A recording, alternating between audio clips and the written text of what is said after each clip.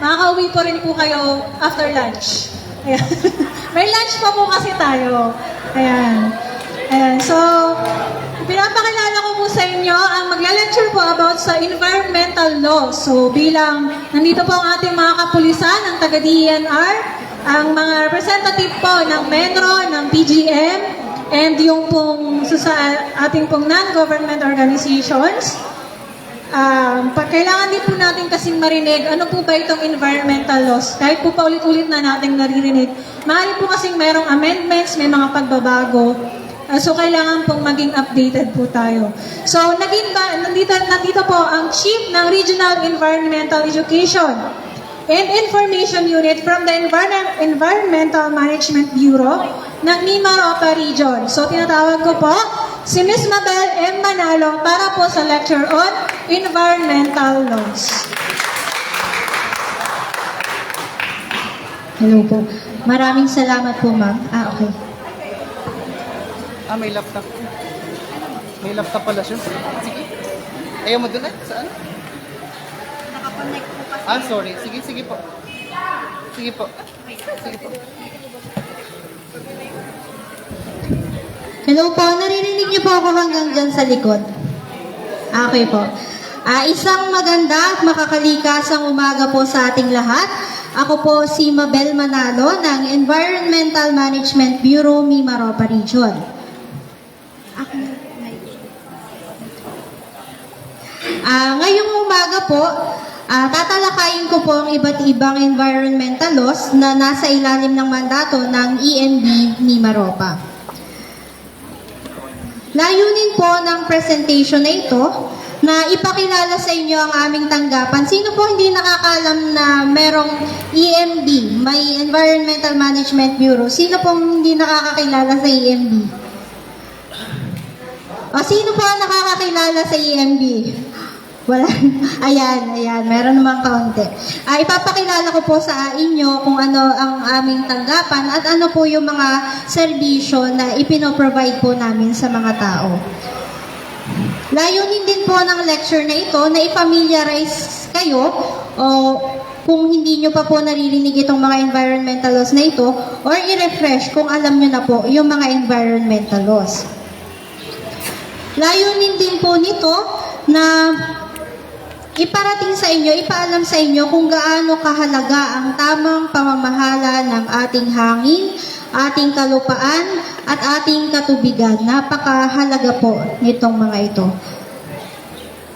At lastly po, ang purpose po nitong lecture na ito ay para ma-equip po kayo na maturo namin sa inyo ang nilalaman ng iba't ibang environmental laws para makatulong po kayo sa tamang implementasyon nitong mga batas na ito. Ang ating pong bansa ay mayroong State Policy on Environmental Protection. Nakalagay po sa Section 16, Article 2 ng Philippine Constitution or ng 1987 Philippine Constitution that the state shall protect and advance the right of the people to a balanced and healthful ecology in accord with the rhythm and harmony of nature. Tungkulin daw po ng pamahalaan na protektahan at iangat ang karapatan ng mga tao sa pagkakaroon ng isang balance at masiglang ekolohiya. Kaya naman po ang ating pamahalaan ay nagpatupad ng iba't ibang mga environmental laws na mangangalaga sa ating kalikasan. Hindi lamang po sa ating kalikasan, kundi pati na rin po sa kalusugan ng ating mga mamamayan. Ito po yung 5 environmental laws na nakamandato sa EMB. Una po ang Presidential Decree number 1586, Republic Act number 9275, RA 8749, RA 6969, at ito pong magiging focus highlight po ng ating lecture, itong pinakahuli, ang Republic Act number 9003. Proceed po tayo sa Presidential Decree number 1586. Ito pong Presidential Decree 1586, ang tawag din po dito ay ang Philippine Environmental Impact Statement System.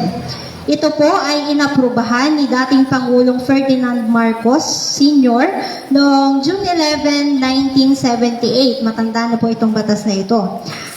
Layunin po ng batas na ito na siguruhin na sa kabila ng mga proyekto na pinapatupad para sa kaunlaran natin, ay nasisiguro din natin na hindi napapabayaan o bumabagsak ang kalidad ng kalikasan. Nire-require din po ng batas na ito ang pag-formulate ng Environmental Impact Statement System para sa bawat proyekto o undertaking na isinasagawa sa isang lugar. Ilan po sa halimbawa ng mga project na tinutukoy dito, yung mga infrastructure project, yung mga pagtatayo ng mga kalsada, mga building, mga golf courses, yung mga minahan, marami po. Maaari pong i-consider sa ilalim ng batas na ito din yung mga pagtatayo o pag-ooperate ng mga project sa mga declared na environmentally critical areas. Ano ba yung Environmental Impact Statement? Ito po ay isang dokumento na pine-prepare. Halimbawa po ako, gusto kong magtayo ng isang piggery na mayroong 200 baboy. Napakarami po nun. So, bago po ako magpatayo ng piggery, bago po ako mag-construction, kailangan ko po munang kumuha ng Environmental Compliance Certificate. At bago po ako issuehan ng EMB ng Environmental Compliance Certificate, kailangan po munang mag-provide ako ng Environmental Impact Statement. Ito pong Environmental Impact Statement po, naglalaman po ito ng comprehensive study tungkol sa posibleng maging epekto sa kalikasan ng pagtatayo ko ng piggery na may 200 ulo ng baboy. Napakarami po yun. Kung may mga piggery ka po dito sa Marinduque, may piggeries din po. Kung napapansin niyo po, siguro yung iba na mga hindi nakakapag-comply, yung kanilang piggery medyo nangangamoy, tapos ay may mga nagrereklamo na nilalahaw, ganon, kasi hindi po sila nag-comply sa PD 1586. Hindi po sila nagpasa o nag-ayos ng Environmental Impact Statement. So once po okay na yung pinasa nyo na Environmental Impact Statement, bibigyan po kayo ng aming tanggapan ng Environmental Compliance Certificate. Ito po ay patunay na kayo ay nagpasa sa amin ng Environmental Impact Statement na nagsasabi na kami ay magpapatayo ng piggery na may 200 baboy at meron kaming mga measures na ipapatupad para hindi maapektuhan yung mga ilog o dagat na malapit sa piggery, hindi maapektuhan ang kalusugan ng mga tao sa paligid ng piggery na yon. Yun po yung kahalagahan ng ECC. Ang ECC po ay sinecertify po nito na yung tao, yung may-ari ng isang negosyo o establishmento ay nag-comply na po sa requirements ng PD 1586 at nag-commit din po na i-implement nila. Meron po silang mga nakahandang measures kapag ipinapatupad na o itinayo na yung particular na proyekto na ito. Can a project be initiated without ECC? So, ayon po sa Section 4 ng PD 1586, no person, partnership, or corporation shall undertake or operate any such declared environmentally critical project or area without first securing an environmental compliance certificate issued by the President or his duly authorized representative. So, dun po sa mga may negosyo dito, sa mga may kakilala na may negosyo, na palagay nyo po wala pang ECC, wala pang permit sa EMB, na malaki yung potential na impact sa environment, maaari po, i-invite niyo po sila, encourage niyo po sila na mag-apply po sa aming tanggapan. Para po malaman niyo kung ano yung mga sakop ng mga, anong mga establishment, anong mga negosyo yung kailangang mag-apply ng ECC sa amin, maaari niyo po makita sa internet itong revised guidelines for coverage screening and standardized requirement under the Philippine Environmental Impact Statement System. Ito po yung EMB Memorandum Circular 005 issued ng July 2014. Laman po nito yung mga limitations, mga thresholds ng mga negosyo. Halimbawa, sa piggery ba, kailangan kong mag-apply ng ECC kapag ang baboy ko ay 30 heads lang. Makikita niyo po doon kung pasok ba sa requirement ng ECC yung inyong project or negosyo. So ano po yung consequence kapag kapag kayo po ay may ganong klaseng negosyo o proyekto at hindi kayo nag-comply, hindi kayo nag-apply for an environmental compliance certificate? Ayon po sa Section 9 ng Presidential Decree number 1586, any person, corporation, or partnership found violating Section 4 of this decree or the terms and conditions in the issuance of the environmental compliance certificate or of the standards, rules, and regulations shall be punished by the suspension or cancellation of his or its certificate and or a fine in an amount not to exceed 50,000 pesos for every violation thereof. So kapag po may nag-ikot sa inyong lugar, kayo po ay mayroong piggery kunwari na 150 heads, pasok po yun sa kailangan mag-apply ng ECC. Pag kayo po ay na-inspeksyon, tinanong kayo, meron po ba kayong ECC, meron po ba kayong mga permits dito sa galing sa EMB, at wala po kayong naipakita, tinignan din po namin sa aming database, wala po talaga kayong record, kayo po ay may issuehan ng violation ng PD 1586 na 50,000 pesos, automatic po. Tapos po, bukod pa po doon yung ibang mga violation kapag halimbawa, kayo po ay piggery, ay nagamit po kayo ng tubig.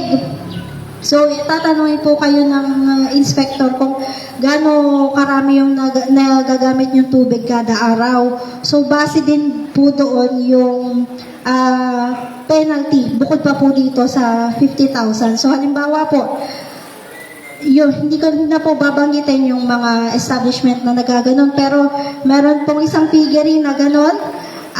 Bukod po sa 50,000 na violation sa PD 1586, yung pong sa wastewater discharge permit po umabot po ng 300,000. Ano po? Dahil wala silang permit. So per day po ng violation ang kino-compute po ng aming tanggapan. So, pakisabihan na lang po yung mga may-ari ng mga malalaking negosyo at establishment na mag-apply po sa amin. Dahil pag po napuntahan ng EMB, ayun po, may penalty po kayo. So, in a nutshell, ang EIA po, ang Environmental Impact Assessment or Statement, isa po itong planning and management tool na makakatulong po sa government, sa proponent, sa mga may-ari ng negosyo, sa mga affected communities and other decision makers to assess whether yung benefits po ba, lamang ba yung benefits ng project kaysa dun sa negative consequences or risk nito sa environment. Yan po. Proceed naman po tayo sa Republic Act 9275. Ito pong batas na ito ay tinatawag din na Philippine Clean Water Act of 2004. Water is a human right. So, according po sa United Nations, the right to safe and clean drinking water and sanitation is essential for the full enjoyment of life and all human rights. Water is at the core of sustainable development and is critical for socio-economic development, healthy ecosystems, and for human survivals itself. So, napakahalaga po ng malinis na tubig para mabawasan o maiwasan ang pagkakasakit, para maitaas ang antas ng kalidad ng buhay natin at mas mapasigla pa ang total productivity nating mga tao. Layunin po ng Philippine Clean Water Act na protektahan ang iba't ibang mga source of water o mga water bodies natin. At sinisigurado din po ng RA 9275 na lahat po ng Pilipino ay magkakaroon ng access sa malinis na tubig.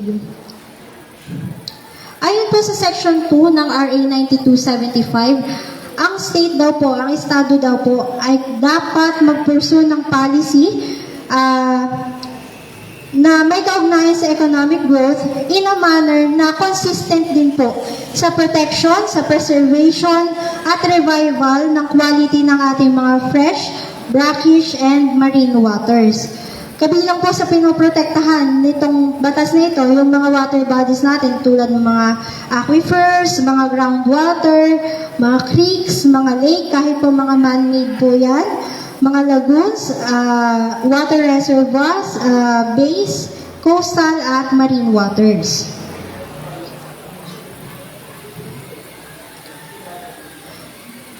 This law also primarily addresses the abatement and control of pollution from land-based sources. Ano po ibig sabihin nito?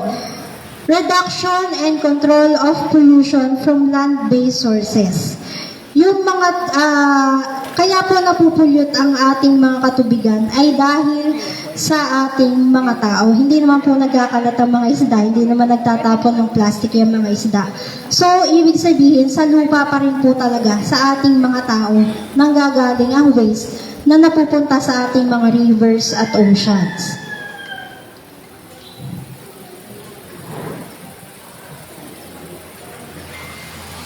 Dito naman po sa Republic Act No. 8749, ito po ay tinatawag din na Philippine Clean Air Act of 1999. Ito pong batas na ito ay pinapahalagahan po nito ang basic right ng bawat tao to breathe clean air.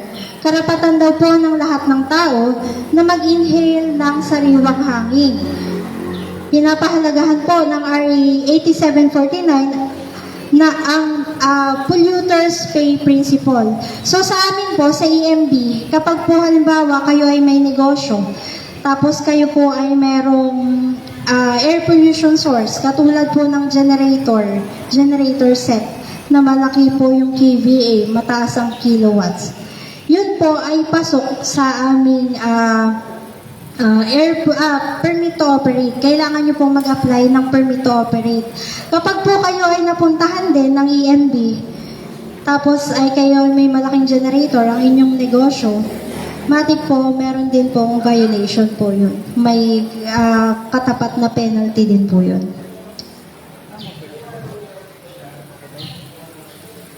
Kaya po napakahalaga no, na malaman po natin itong mga environmental laws na ito dahil lalo na sa mga negosyante, sa mga offices, sa mga institutions, malalaman nyo na lang may dadating po na notice of violation na pinagbabayad kayo ng 50,000, pinagbabayad kayo ng 100,000.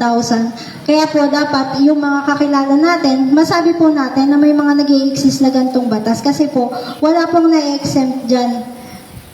Wala pong nakakalibre dyan sa mga violations na ini-issue ng aming tanggapan. Ayon po sa World Health Organization, ang poor air quality daw po ang isa o ang pinaka-cause o pinaka-dahilan ng environmental health risk. Ang air pollution daw po ay nagkokos o nagiging dahilan ng pagkamatay ng nasa 3 milyong katao sa buong mundo kada taon. Yung iba't ibang klase po ng pollutants katulad po ng sulfates, ng mga nitrates, and black carbon, yung pong mga nagagaling sa mga construction, sa ating mga sasakyan, maaari po itong pumasok sa ating lungs at madamage ang ating kalusugan. Nakakapagtaas din po ito ng risk ng stroke, ng heart disease at lung cancer. Sabi po sa pag-aaral, ang leading cause ng air pollution sa Metro Manila, around 70 to 80% po ay nagko-contribute. Galing po ito sa mga sasakyan. At kaugnay po nito, ito sa dami ng mga air pollutants, mas numinipis ang ating ozone layer, tapos hindi na nabablock ng ozone layer yung mga ultraviolet rays, mas tumataas po ang temperatura, may potential din po tayong magkaroon ng sakit sa balat. Ang Pilipinas daw po ay may tendency na mag-increase kada taon, na mag-increase ng 1 degree Celsius ang temperature sa Pilipinas. At kada degree po na itinataas ng ating temperatura dito sa bansa, nababawasan ng 15% ang inaani nating palay. Mas kakaunti po ang naaani nating palay.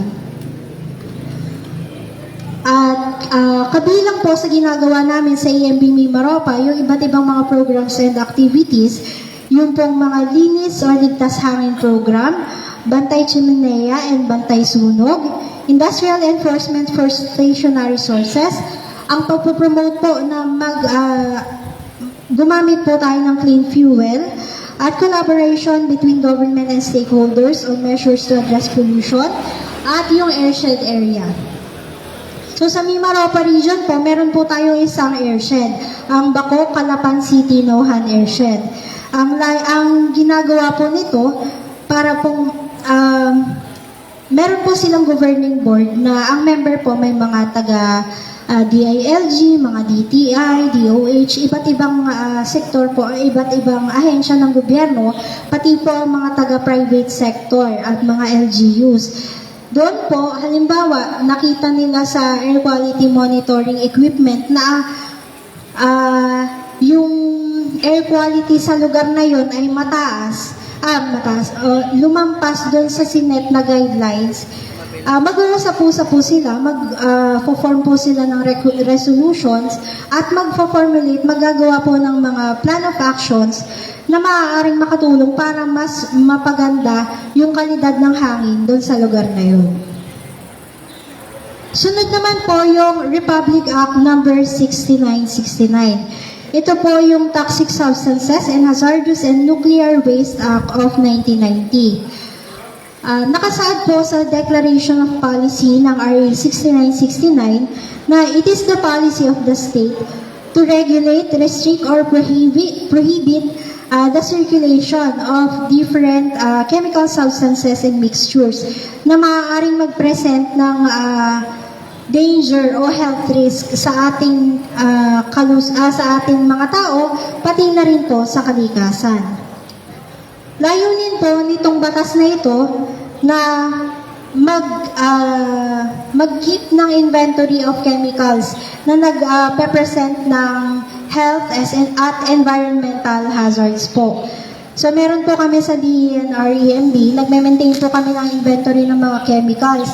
Tapos po, nag-i-issue po kami at the end of the year ng mga chemical control orders na, halimbawa po, yung mercury, pinagbabawal na pong gamitin sa manufacturing, sa production, at kung ano-ano pa, may mga lead, yung pong mga ganon.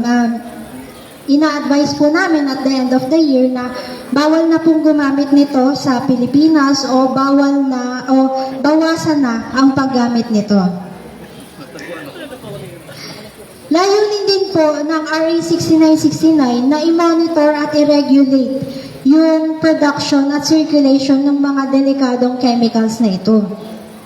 At layunin din po namin na i-inform at i-educate ang mga tao dun sa mga posibleng risk ng exposure nyo sa mga delikado o nakalalasong chemical na ito po. Proceed po tayo dun sa highlight ng ating lecture, ang Republic Act number 9003. Ito po ay tinatawag din na Ecological Solid Waste Management Act of 2000. So may kwento ko lang po, noong noong July 10, 2000 po, sa Barangay Payatas sa Quezon City, nangyari po ang isang trahedyang hindi inaasahan. So, dun po sa Payatas, may mga bundok-bundok ng basura, napakatataas po niyan. So, yung pong bundok ng basura na yun, gumuho at nag-apoy. So, kukwento ko lang po. Sa Barangay Payatas nga po, may mga bundok ng basurang nakatambak. So, lahat po ng mga nakokolektang basura sa Quezon City, sa Manila at mga karatig bayan, doon po dinadala. Tapos po, napakataas po talaga nung bundok ng basura na doon, na yon.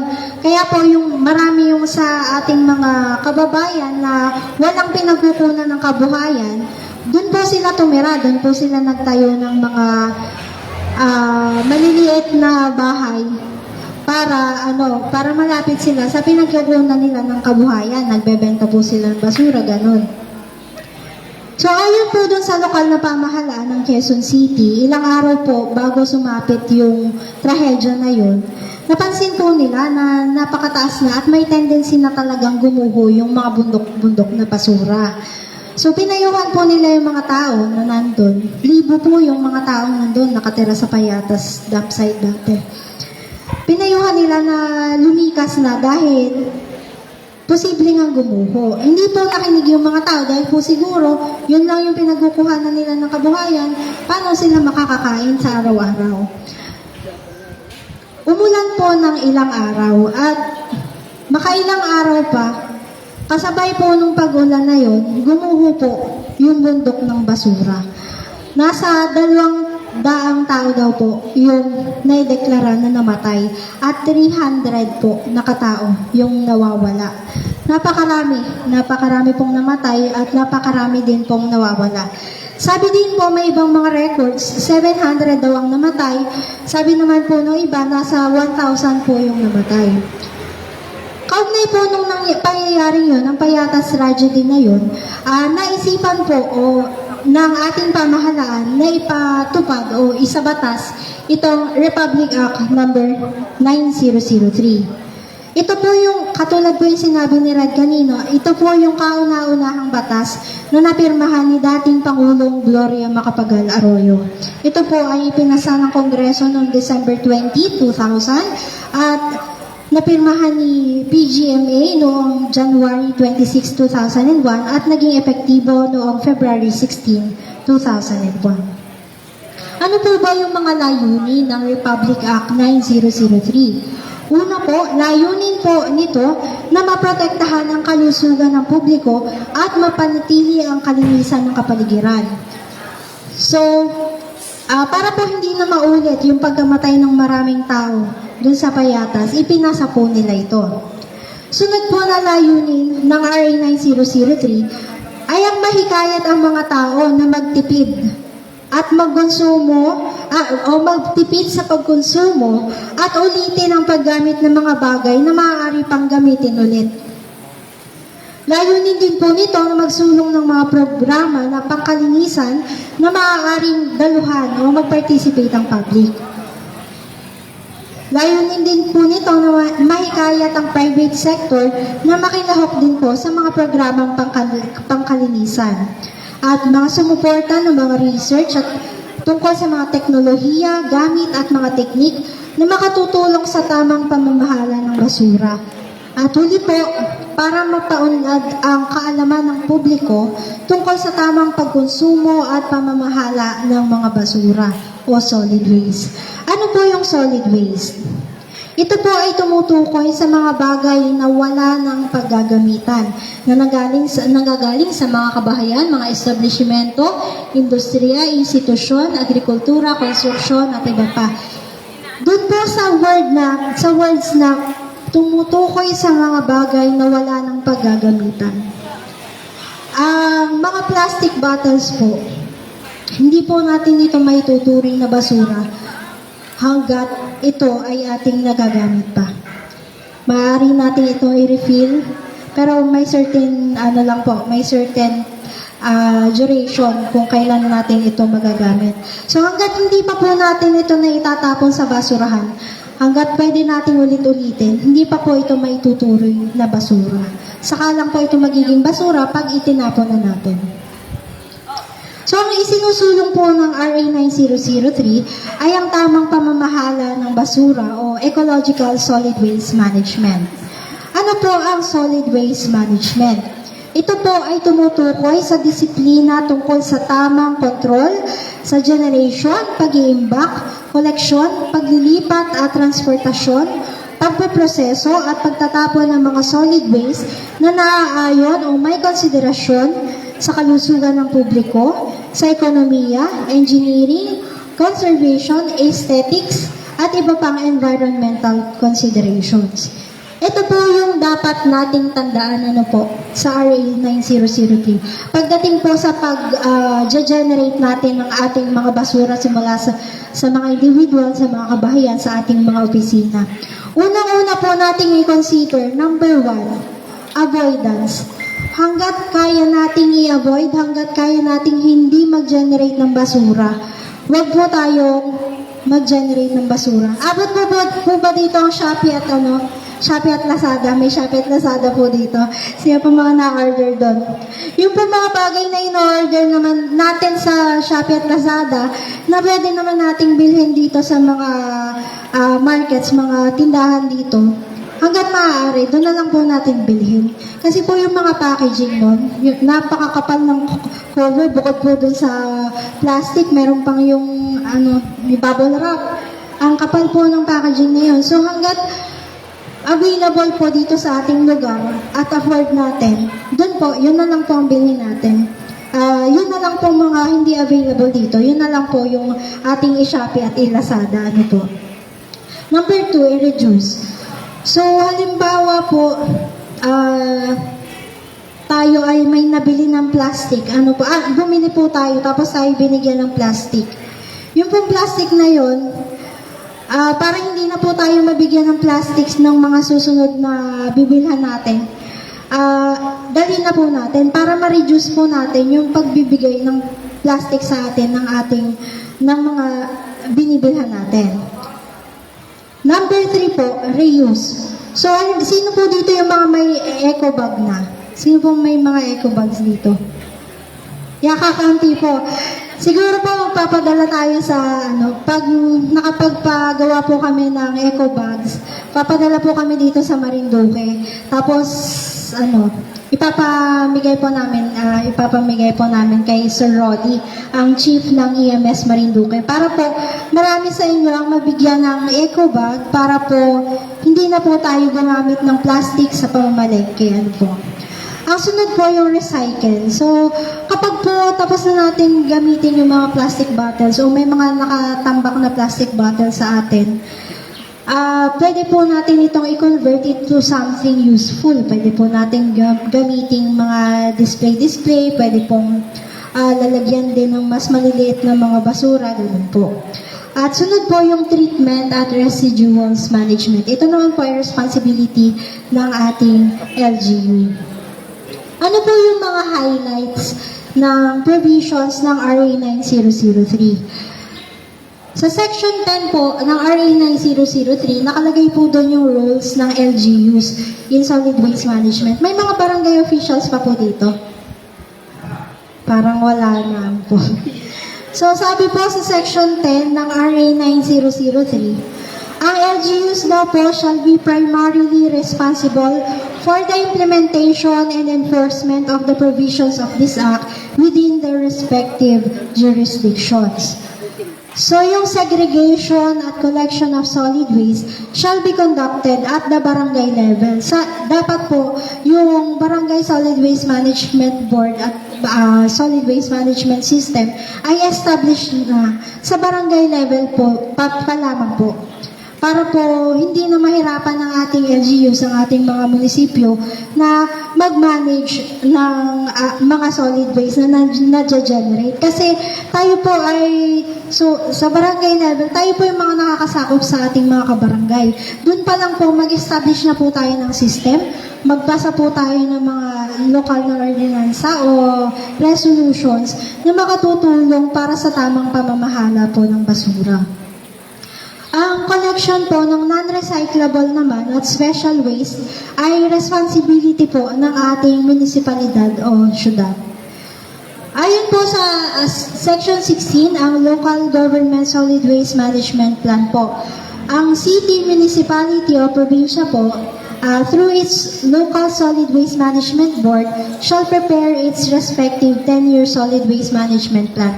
Mamaya po ipapakita ko po sa inyo kung ilan na dito sa Marinduque yung mga municipality na may approved na solid waste management plan. Parang hindi pa po lahat nakakapasa eh. Section 21. Ito po yung mandatory segregation at source. Sino po sa inyo ang nagsasegregate ng inyong mga basura sa bahay? May 4 na klase ng basurahan sa bahay. Kakaunti po or next to nothing, ano po. So, nakasaad po sa RA 9003 sa Section 21 na simula pa lang sa ating mga tahanan, sa ating mga eskwelahan, sa ating mga opisina, may iba't iba po tayong klase ng basurahan. 4 po yun. Para dun pa lang po nahihiwa-hiwalay na hindi yung halo-halo tapos ipapakolekta natin sa munisipyo o sa kung sino man nangongolekta ng ating basura. Sila pa po ang maghihiwa-hiwalay at minsan may tendency na yung LGU po, yung halo-halong basura, idinediretso na hindi na nila sinosort din. Kaya halo-halo, mas dumadami ang tambak ng basura. Sa halip po na yung iba pwede pa pong ma-divert, pwede pong hindi siya mag-end up sa mga sanitary landfill. Nagsasama-sama po yung mga basura, lahat napupunta na sa sanitary landfill. Mas dumadami po yung basura. Section 33 po, 32, yung establishment of LGU Materials Recovery Facility. Lahat po ba ng barangay sa inyo ay merong mga kanya-kanyang MRF? Meron po. Kung meron po, nagagamit po ba? O display lang ang ating MRF? Sana po hindi display lang ang ating MRF. Ano po? Ayon po sa RA 9003, there shall be an established MRF in every barangay or every clusters of barangays. Kung hindi man po natin mapag-barangay yung MRF, at least yung mga magkakalapit na barangay po, may MRF na nagagamit nilang lahat. Bawal din po sa, nakasaad din po sa Section 37 ng RA 9003 yung prohibition against the use of open dumps or for solid waste. Bawal po yung tambak ng basura na hindi po na-manage ng maayos. So, no open dumps shall be established and operated, nor any practice or disposal of solid waste by any person, including LGUs, which constitutes to the use of open dumps for solid waste. Sa Section 48 naman po, nakalagay po doon yung prohibited acts, yung mga pinagbabawal po. At Section 49, fines and penalties. Mamaya po, babanggitin ko po isa-isa sa inyo kung ano yung mga pinagbabawal na gawain under RA 9003. Pero punta po tayo sa segregation at source. Sino po dito marunong nang mag-segregate? Yung maalam kung ano yung iba't ibang klase ng basura at kung saan siya dapat itapon. Konti pa lang po ano po. So, ayon po sa RA 9003, may 4 na classifications po ang ating mga basura.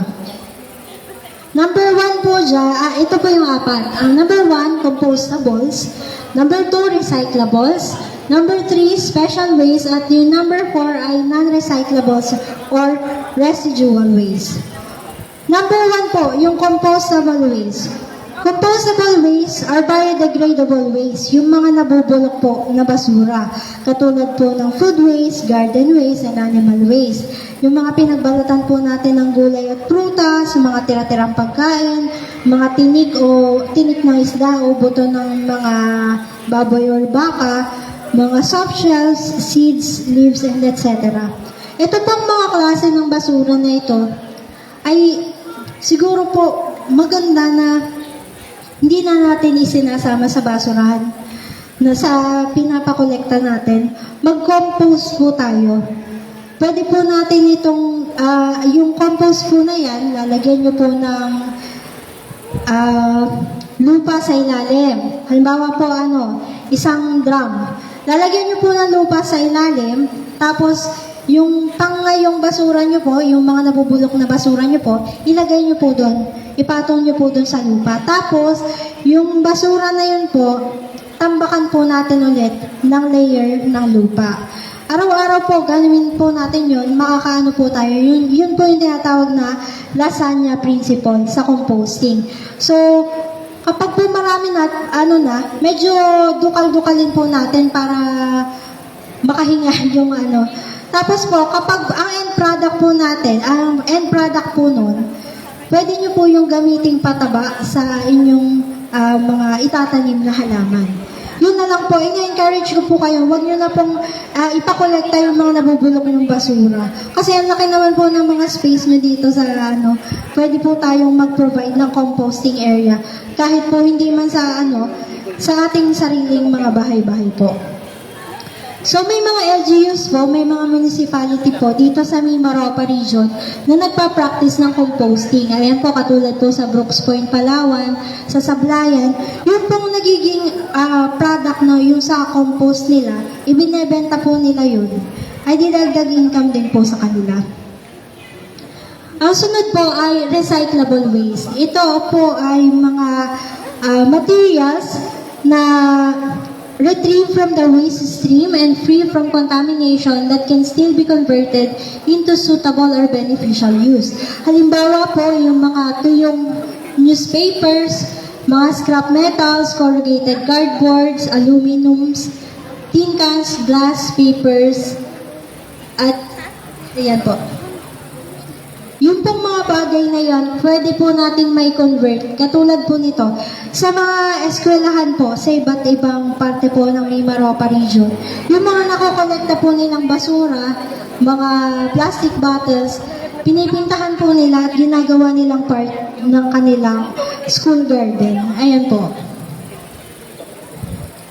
So, sa halip po na itapon natin, ipakolekta sa magbabasura, i-convert na lang po natin para mas kumonti po yung generation ng basura. Kasi imagine nyo po, lahat kayo nagtatapon ng plastic bottle, siguro halimbawa ay mga once a week.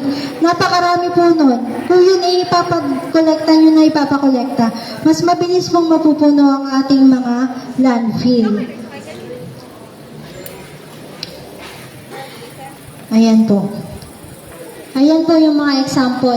Yung mga plastic, ginupit-gupit nila at ginawa nilang parang palaman dun sa sofa. Sunod po yung special waste. Ito po ay tumutukoy dun sa mga household hazardous waste. Ang example po nito, yung mga pintura, mga thinner, mga batteries, lead acid batteries, spray canisters, yung mga bulky waste, consumer electronics, yung po mga sirang ref, mga sirang TV, mga ganun po. At ang huli, yung residual waste po. Residual waste are solid waste materials that are non-compostable and non-recyclable. Ito po yung mga basura na hindi natin pwedeng i-compost at hindi din natin pwedeng i-recycle o wala na tayo, hindi natin kayang i-recycle.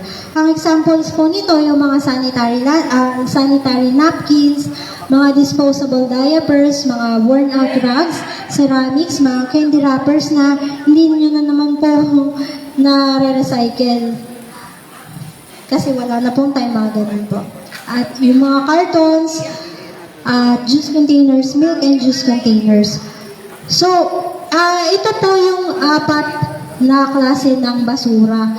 At ito po, may corresponding color po. Sa compostable waste po, sa biodegradable waste, ang kulay po ng basurahan natin should be of green color. Ang recyclable waste naman po ay kulay asul. Ang residual waste po ay kulay itim.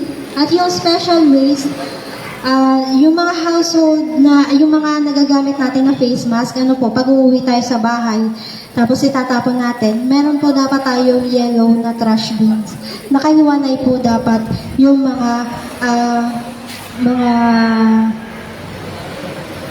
healthcare waste, mga face mask, mga surgical mask, mga syringe. Dahil po, kapag po ito'y sinama natin sa regular na basura, tapos may virus, posible po na ma-infect yung mga nangongolekta ng basura. Yun po. Ito po yung waste collection ng mga LGUs natin during the pandemic. So, noong pandemic po, nag-require po ang EMB na magpasa po ng daily trash collection data. At mula po March 16, 2020 hanggang December 31, 2020, ang na-collectang basura po ng mga LGU sa Mimaropa Region ay umabot sa 127,831.46 tons. Napakarami po niyan. At ang Marinduque po, kahit po maliit, ay pangatlo po sa may pinakamataas na na-generate na basura sa Mimaropa Region. Ang una po ay Palawan, 58,000 tons. Ang pangalawa po ay Oriental Mindoro, 24,800 tons.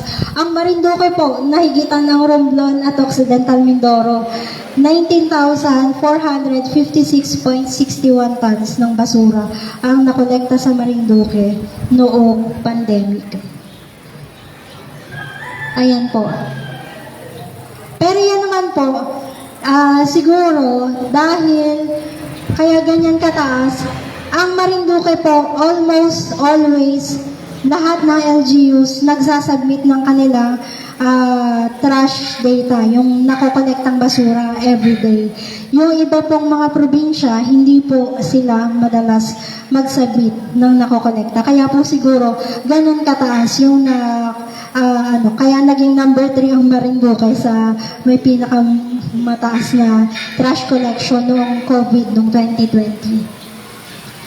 So, dun po sa nakolekta sa Marinduque, a total of 19,456.61 tons of waste was collected in Marinduque province based on the waste collection data for 2020, which started on March 16, 2020 until December 31, 2020. Ito po, pag kinonvert sa kilograms, aabot po ang generation ng Marinduque province ng 17.7 million kilograms na na-generate na basura dito po sa ating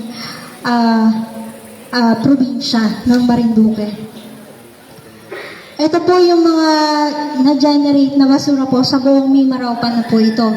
Ang na-generate po na biodegradable waste, 1.9 million po. At ang na-process lang po doon, 1.7 million tons. Kilograms pala. So kung makikita nyo po, bakit po hindi lahat ng biodegradable waste ay na-process? Saan po kaya yon? Napalahok siguro sa ibang mga basura. Ayan po, sa recyclable waste, ang nakolekta po ay 238,000 kilograms. Ang na-process lang po, 217,000. Yung mga special waste po, ito po, mga delikado, mga healthcare special waste. Abot po ng mahigit 7,000, pero ang nakastore lang po sa septic vaults ay 4,500. Tapos wala pong napadala sa treatment plant. Saan po napunta? Sa ating karagatan, siguro. Kaya dapat po, pinapractice po natin yung tamang pagtatapon ng basura. Ayan po.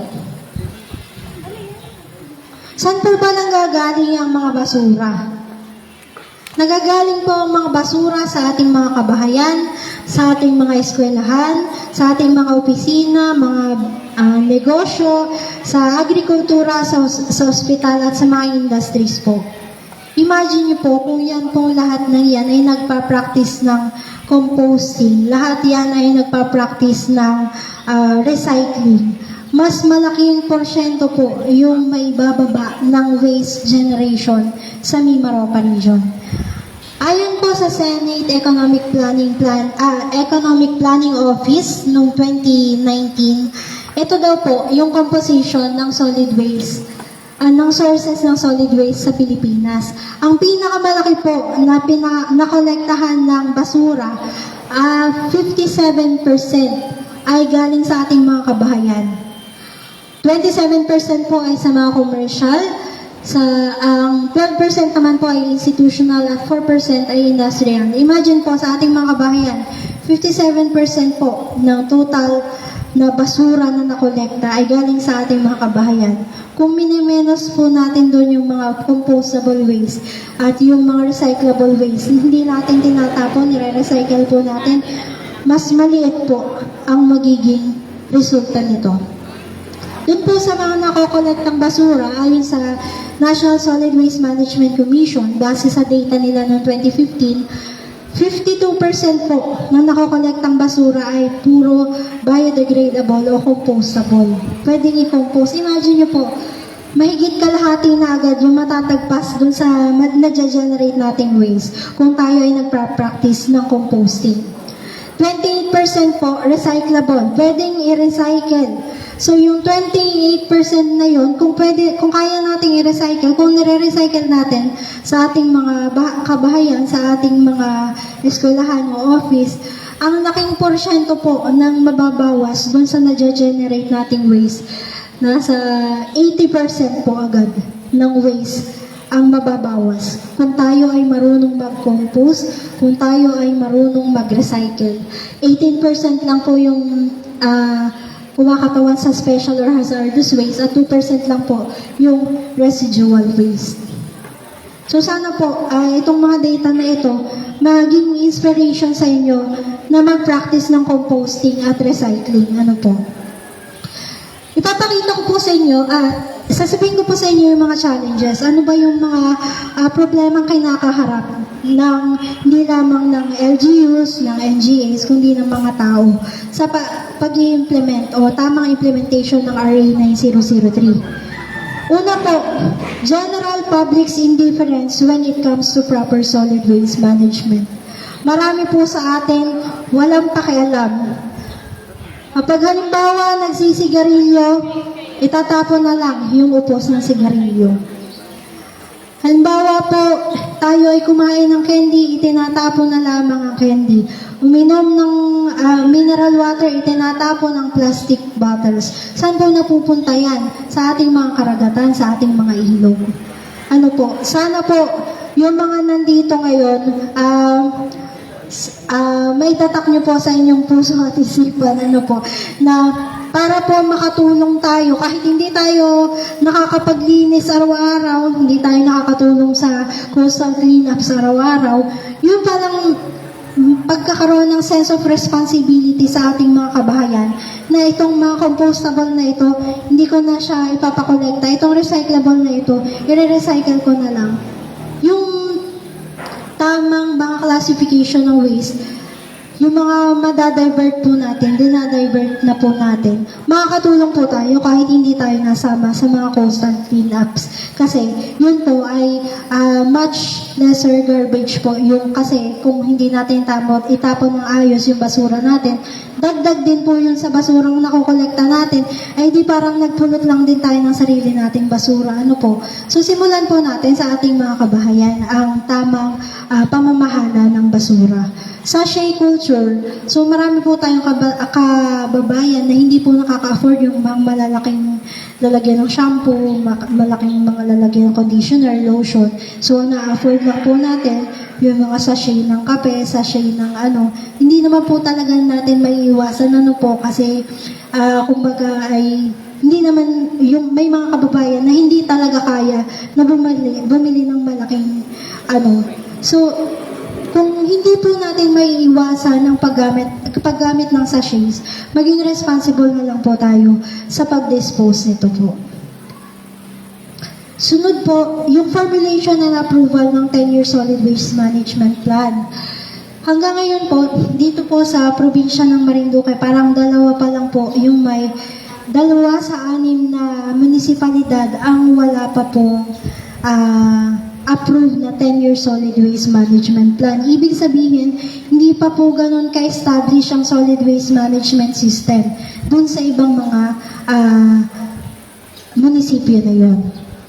Tapos yun po, may mga barangay, may mga LGUs at mga probinsya na hindi pa rin po establish yung provincial o yung solid waste management board.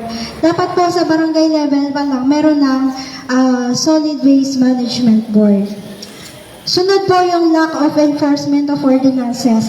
May mga ordinance po tungkol sa tamang pamamahala ng basura, pero yun lang, ordinance lang, hindi siya pinapatupad, hindi natin ini-apply. Siguro po dapat sa barangay, sa mga munisipyo, ina-apply po natin, ini-enforce po natin strictly itong mga ordinance tungkol sa solid waste management. Sunod po yung limited financial resources. So sa mga LGUs po, may ilang LGUs po akong nababalitaan na hindi po makapangolekta ng basura kasi pasira-sira ang truck, luma na yung dump truck. Yung iba naman po, ubos na ang pondo, walang panggasolina ng truck. So hindi po sila nakakapangolekta at nakakadagdag po yun sa problema sa implementation ng RA 9003. Tapos yun po, yung closure of open and controlled dump site. Hindi pa, meron pong mga, paminsan-minsan may mga LGUs, may mga areas po na meron pa rin pong mga tambak ng basura na hindi na ma-manage ng maayos o hindi na aayon sa batas. Kabilang din po sa problemang kinakaharap ng implementation ng RA 9003, yung non o low operationalization of MRFs. May MRFs nga po, pero display lang. Ano po, pag binibisita lang ng EMB, pag binibisita ng Environmental Monitoring Officer, saka lang nagkakalaman. O, i-inspect daw kayo ng EMB. O yun, saka lang nilalagyan. Pero most of the time, naka-display lang, hindi nagagamit. So, kapag po kayo ay may mga MRF, gamitin po natin. Highly encouraged po na gamitin po natin kasi display lang po yan. Ano pong purpose niyan? Ay di gastos lang, wala, hindi naman natin nagagamit. Ano po? Tapos yun, low recycling rate in the country. Kakaunti po ang marunong mag-recycle at mas kakaunti yung nagre-recycle talaga.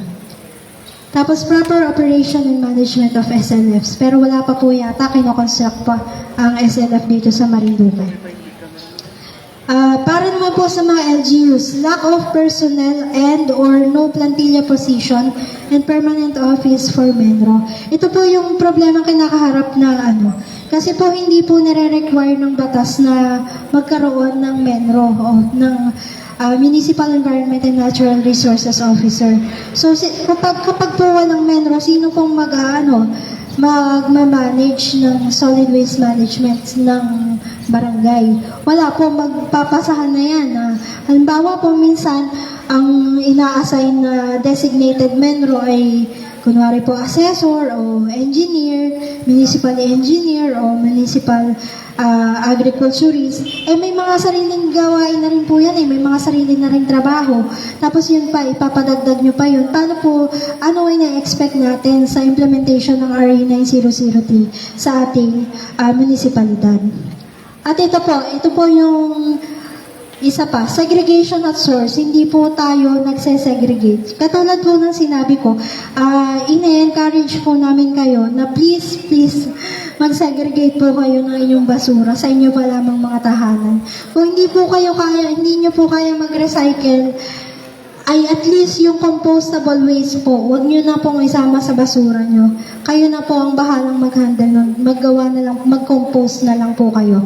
Yung recyclables naman po, kung kinukolekta ng barangay, sana po yung mga barangay natin nakikipag-tie up dun sa mga kalapit na junk shop. Para yung mga nakokolekta natin, binibenta natin sa kanila. Para sila na po yung bahala doon, yung mga junk shops. Ito po yung mga issuances galing sa DENR at sa Solid Waste Management Commission. Ito po. Guidelines governing waste and energy facilities for the integrated management of municipal solid waste. At nito pong 2020, may pinirmahan po si dating DENR Secretary Roy Simatu. Ito po ay resolution directing the DNR to prepare and implement the banning of the use of unnecessary single-use plastics by national government agencies, LGUs offices, and other government-controlled offices. So pinagbabawal na po sa hinihikayat po ng resolution na ito na ipagbawal na sa government offices, sa mga opisina, ang paggamit o pagdadala ng mga plastic cups, mga plastic drinking straws, plastic coffee stirrers, yung mga sinasabi po ni Red kanina, plastic spoons, plastic forks, plastic knives, at plastic labo, and thin film sandbags lower than 15 microns. Ito po, Resolution number 1364, Series of 2020. Ito naman po ay it adopts the interim guidelines on the management of COVID-19 related healthcare waste. May COVID cases pa po ba dito sa Marinduque? Parang wala nang, hindi na masyado nababalita, pero tayo po ay gumagamit pa rin ng mga facial mask, ng mga surgical mask, po. So, be responsible na lang po sa pag-dispose nito, pag-treat at pag-dispose. Ayan po. Papakita ko po sa inyo yung lifestyle of plastics. Ang isang plastic bag po, na binibigay sa atin ng tindera pag tayo ay bumili, nagtatagal po yan ng 20 years. Imagine nyo po ilang minuto lang, ilang segundo nyo lang bibit-bitin. Pagkatapon natin, magtatagal siya ng 20 years sa ating kung saan mapupunta yan. Coffee cups, 30 years. Plastic straw, 200 years. Atin na lang po nakalaki yung mga iniinom natin. O gumamit po tayo ng mga edible straws, mga paper straws. Kasi po, mas mahaba pa po ang buhay sa atin ng plastic straws. 200 years. Yung 6-pack plastic rings, 400 years po ang itinatagal. Ang plastic water bottles, siguro pag 30 seconds na tayo ubus na po natin 30 seconds. Pero ang itinatagal ng lalagyan, 450 years. Ilang henerasyon po ang malalampasan niyan, ilang henerasyon natin, hanggang kaapu-apuhan po natin buhay pa ang plastic water bottle na ininuman natin ngayong araw. Coffee pods, 500 years. Ang plastic cups, katulad ng plastic bottles, 450 years din po ang itinatagal. Ang disposable diapers po, 500 years. Mas mahaba pa sa buhay ng ating baby. Dapat po ay siguro gumamit po tayo ng reusable na diapers. Yung plastic toothbrush po, 500 years. Gano'n lang po ito katagal, 3 or 4 months lang po natin ginagamit bago palitan. So, in-encourage po namin kayo na gumamit din po ng mga gawa sa eco-friendly materials. Katulad po ito sa toothbrush, kunwari. Pwede po tayo ng bamboo na toothbrush para po hindi na po tayo makadagdag sa generation ng plastic toothbrush na waste. Ito po yung mga posibleng mangyari kapag yung mga basura natin ay mapupunta sa mga karagatan. Ayan po, yung lambat na po yung turtle o tortoise. Ayan, na-consume po ng ating mga marine wildlife at yung mga yan. Ayan, ito. Bata pa siguro siya. Itong pagong po ba ito, tortoise? Basta itong pagong, bata pa siya na may sumabit sa kanya na plastic. Hanggang tumanda na siya, hindi niya matanggal yon. So, na-deform na yung katawan niya. Tandaan po natin na yung mga animals, yung mga wildlife po natin, wala pong kamalayan yan, wala pong consciousness na magtanggal ng basura pag sila ay nasasabitan ng ganyan. Kaya po, dapat po, iwasan po talaga natin yung irresponsableng pagtatapon ng basura. Ayan po, ito, malulunok na siya ng whale. Kapag po ang mga wildlife ay nakakalunok ng sobrang dami na po, nagiging cause po yan ng pagkakasakit at pagkamatay ng ating mga marine wildlife. Ito po, yan, hindi rin niya kayang tanggalin yan. Wala naman siyang kamay, hindi din niya alam kung paano tanggalin. Ayan, ito kawawa. Hindi rin po niya yan kayang tanggalin. Yan, nagsugat na. Siguro po hanggang sa lumaki siya. Baka ikamatay na po niya yan. Ayan, nakasabit yung cotton buds na ginamit natin. Nakasabit sa seahorse. Hindi niya matanggal. So, what can we do to help? Ano daw po yung pwede nating gawin? Avoid buying disposable goods such as throwaway resource. Yung mga disposable goods, halimbawa po yung mga razor nga, yung mga plastics, iwasan po natin ang paggamit ng mga ganun. Avoid the use of unnecessary packaging. So, bawas po tayo sa Lazada, bawas po tayo sa Shopee. Consider reusable items. Pag po tayo bibili, halimbawa po tayo nasa office, tayo bibili sa karinderya, magbaon po tayo ng baonan. O kaya po, yung ginagawa po sa Pemo Oriental Mindoro, araw-araw po nagpapaluto ng pagkain para po yung hindi na bibili, hindi na magge-generate ng plastic. May kanya-kanya pong plato at kutsara at baso at tasa sa opisina para po nalilesen yung generation ng plastic bags, ng mga plastic cups, plastic bottles. Maintain and repair durable products. Halimbawa po nasira ang electric fan natin, huwag po natin agad itapon.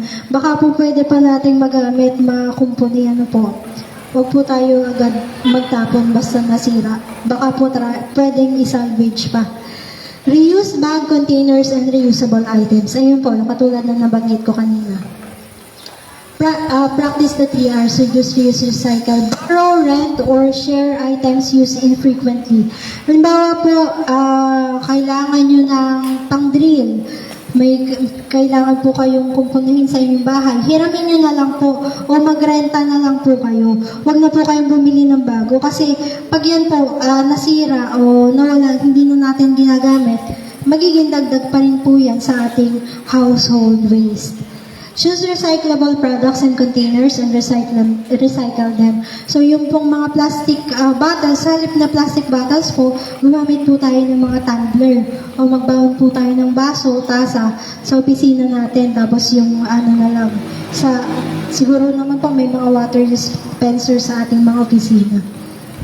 Compost biodegradable waste. Ito po, paulit-ulit na po ito kanina po. Tapos, participate in environmental activities katulad po ng tree planting, yung ginawa natin kanina, yung coastal cleanups, and awareness raising activities. Malaki din po ang maitutulong natin sa pag-participate natin sa mga ganitong klase ng activity. At ang huli po na dapat nating gawin, na ine-encourage po namin na gawin po sana ninyo, is to share what you have learned today. Kung ano po yung mga natutunan nyo, yung mga pinagsasabi ko po kasi kanina, sana po ay naintindihan nyo o kahit kaunti may tumatak sa isip nyo at may apply nyo po, may share nyo po doon sa mga wala dito, sa mga hindi nakapunta dito para malaman din nila yung tamang pamamahala ng basura. Para po maituro natin sa ating mga kabataan, doon sa mga elementary pa lang, simulan po natin sa mga bata ang pagtuturo ng tamang pamamahala ng basura. Karamihan po ng mga kabataan ngayon may mga gadgets na ipa-download nyo po itong Basura Buster app. Diyan po, ito po ay laro. May 4 na klase ng basurahan sa ilalim. Halimbawa, may lalagpak na, may babagsak na balat ng saging. Saan siya itatapon? Itatapat nyo lang po kung saan siya tamang itapon, yung mga basurang ganun. Kapag po may mga karagdagang katanungan po kayo, please don't hesitate to contact us. I-email nyo po kami sa aming official email address, embmimaropa@emb.gov.ph. Ang official Facebook page po namin, please like and follow EMB Mimaropa as well as yung sa DNR Mimaropa po. Pareho po na nagsha-share po kami ng mga relevant information tungkol sa environment. At yung official website po ng EMB ay www.mimaropa.emb.gov.ph. Kung gusto nyo pong magpa-lecture para sa inyong tanggapan, pwede po kayong magpadala ng communication letter dito sa mga pre-provide namin na contact details. Bago ko po tapusin itong aking lecture, allow me to share to you a short quotation from the 8th UN Secretary General Ban Ki-moon. Sabi po niya, "Saving our planet, lifting people out of poverty, advancing economic growth, these are one and the same fight. We must connect the dots between climate change, water scarcity, energy shortages, global health, food security, and women's empowerment." Magkakaugnay daw po yan. Solutions to one problem must be solutions for all. So, maging responsable po tayo sa tamang pamamahala ng basura at tamang pangangalaga sa ating kalupaan, sa ating katubigan, at sa ating hangin. Yun lamang po at maraming salamat.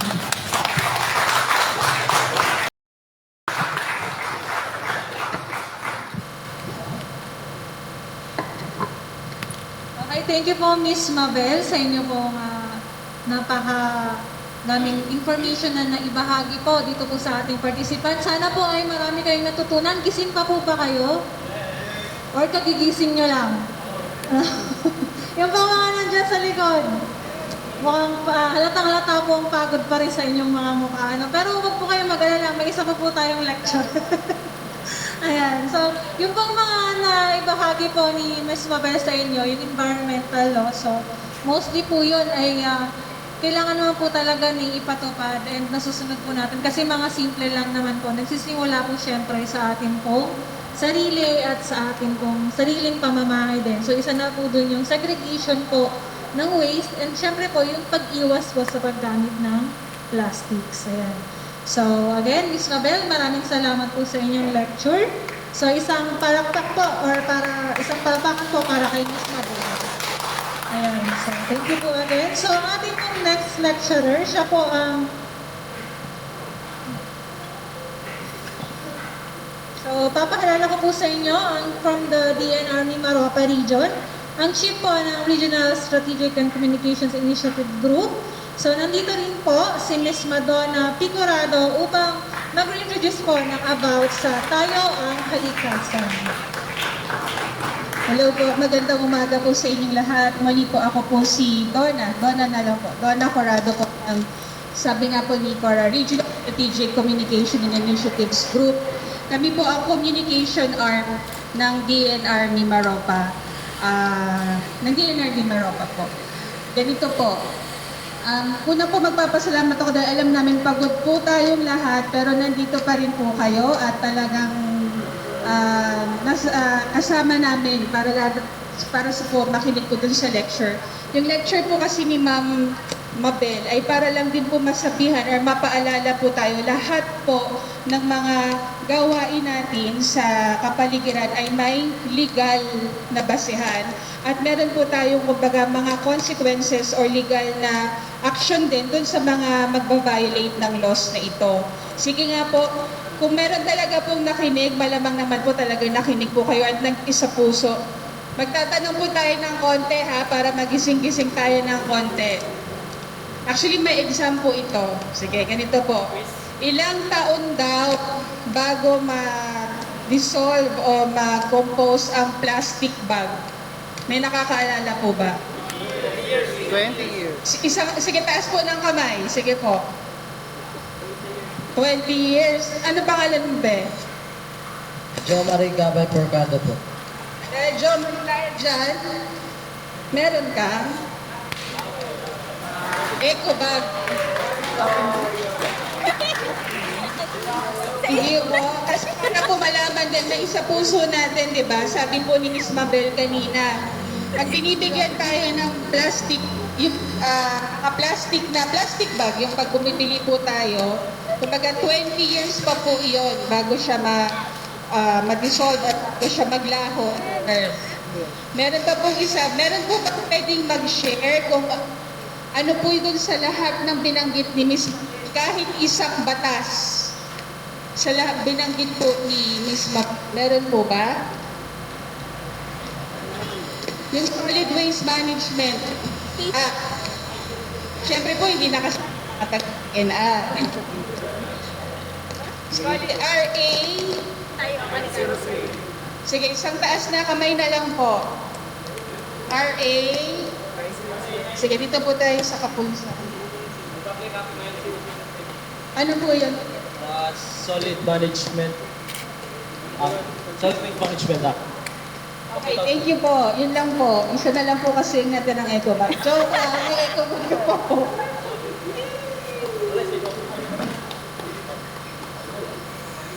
Ito po. Thank you po. Ayan po. Kaya po kami nandito, huwag po kayo mag-alala, hindi naman po ito lecture. Introduction lang po nung tayo ang kalikasan advocacy. Ano lang po ito, mga 15 minutes and 3 days. Okay po. Kanina po, doon tayo, nag-photoshoot po kayo kanina. Batiin po natin, gusto ko lang pong i-acknowledge ang Information Officer po ng Marinduque, si Miss Jello Mihayag. Ayan pong sexy. Di ba sabi po niya kanina, yung nagpaano tayo nag-video na ikaw, ako, Ayaw ang kalikasan. sige kuya, ikaw, Ikaw. Tayo ang kalikasan. okay po, pero wala na echo bag. Opo.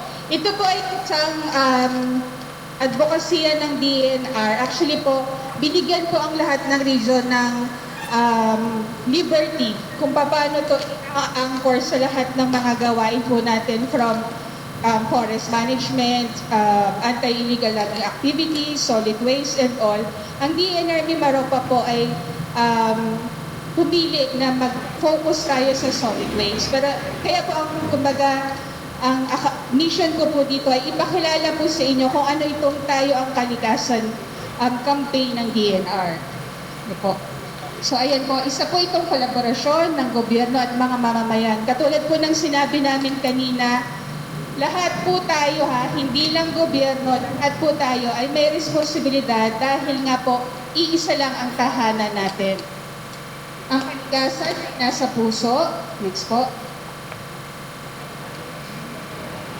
Sige lang ba, ano mo lang, pindot-pindot mo lang.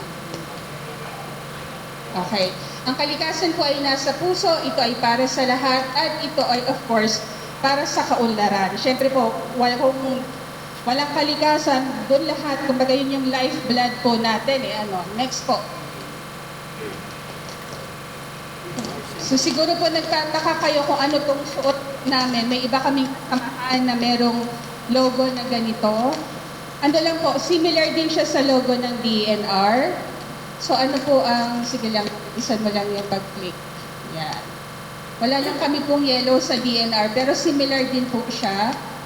Ano po ba ang dilaw? Sa palagay niyo po, ano ang sinisimbolo ng dilaw? Next day. Okay. Ang dilaw po ay ang kumakatawan din sa sikat ng araw. So kanina po, mayaman po tayo sa dilaw dahil babad po kayo kanina tayo sa init. Pero maganda pa raw po yung araw na yon kasi vitamin D pa daw.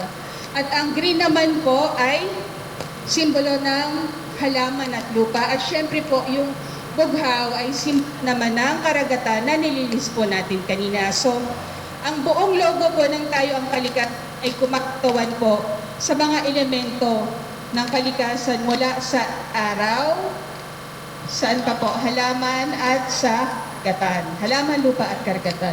Next po.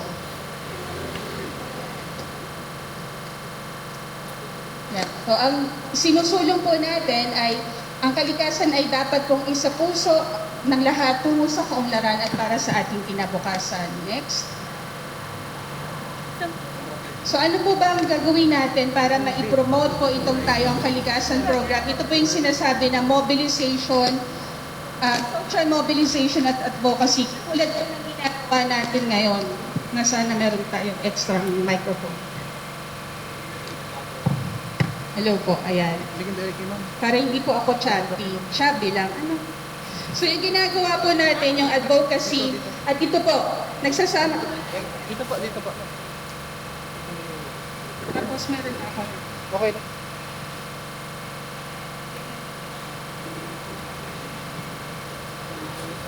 Wala po kasi nito sa sa sibilisasyon. Ayan, okay po. So, yun po, katulad ng ginagawa natin po ngayon, social mobilization po. Kumbaga, masaya po tayo ngayon dahil nag-i-ease out na ang pandemic. Di ba po, meron ng in-issue ang ating, meron ng sa Malacanang na hindi na required ang face mask sa outdoors ha. Kumbaga ano na lang yon, voluntary wearing na lang ng face mask. Pero syempre po, dahil nandyan pa rin si COVID, yung simple health protocols po ay kailangan pa rin nating isakatuparan. Next po. So ito lang po yung mga target natin. Katulad po natin, may mga LGU, may private sector, business community, mga NGOs, at paano po ba natin ito ipapalaganap? Meron po tayong partner na mga social media, meron tayong partner na media. So talaga kami po ay makikiusap din sa Marinduque News Network na maging kasama po sana namin sa pagpapalaganap ng advokasya ng tayong kalikasan. Next po. Ayan. Break it to me gently po kasi itong presentation, kaya unti-unti siya. Sige lang, be. Ito lang. So, ito po, papaliwanag namin sa inyo, bakit ba kami, sa dinami-dami ng pwede naman nating ipag-focus na advocacy, bakit itong no to single-use plastics? Next, be. Okay, katulad po ng nabanggit kanina ni Ms. Mabel, marami pong legal provisions o basihan kung bakit natin ito ginagawa. Gusto nyo pa po ba nating i-lecture? Siyempre, ayaw nyo na. Kaya iisa-isahin na lang po natin yung solid waste management. Meron po kami sa DNR Memorandum Order ng Green Multiplier Program, pati po sa Regional Development Council Resolution, nakasaad po doon na bawal ang single-use plastics. I think this was in 2019, nung nagkaroon po ng Mimaropa Festival. Natatandaan niyo po, hindi ko alam kung lahat po ay nakakaalam, meron pong ipinalipad na maraming lobo. Kaya lang po, ang lobo po, sana po ay ma-realize natin pag naglagay po tayo doon ng Lord, sana dumating na ang forever ko. Ang lobo po ay hindi pumupunta kay Lord, diretsyo. Saan po siya pumupunta? Sa dagat po. So, isa po yan sa mga gusto sana naming iparating at ipakiusap na ang mga birthday parties po, ang mga wishes po natin sa paggamit ng lobo, ang lobo po ay hindi dumidiretso sa heaven, kundi sa karagatan po, at ito po ang isa sa maraming mga nakaka-harm o nakaka-injure, nakaka-inflict ng harm nga po sa ating marine and aquatic resources. At dito na nga po sa amin, sa DNR Mimaropa, bawal po ang single-use plastics. Pero tatapatin ko po kayo, lahat po kayo nag-i-struggle, pati naman po kami. Kasi ipinanganak naman po tayo na nabuhay na po tayo sa plastic. Katulad nga po ng sinabi ni Ms. Mabel, malamang marami po sa atin ang lumaki rin sa diaper.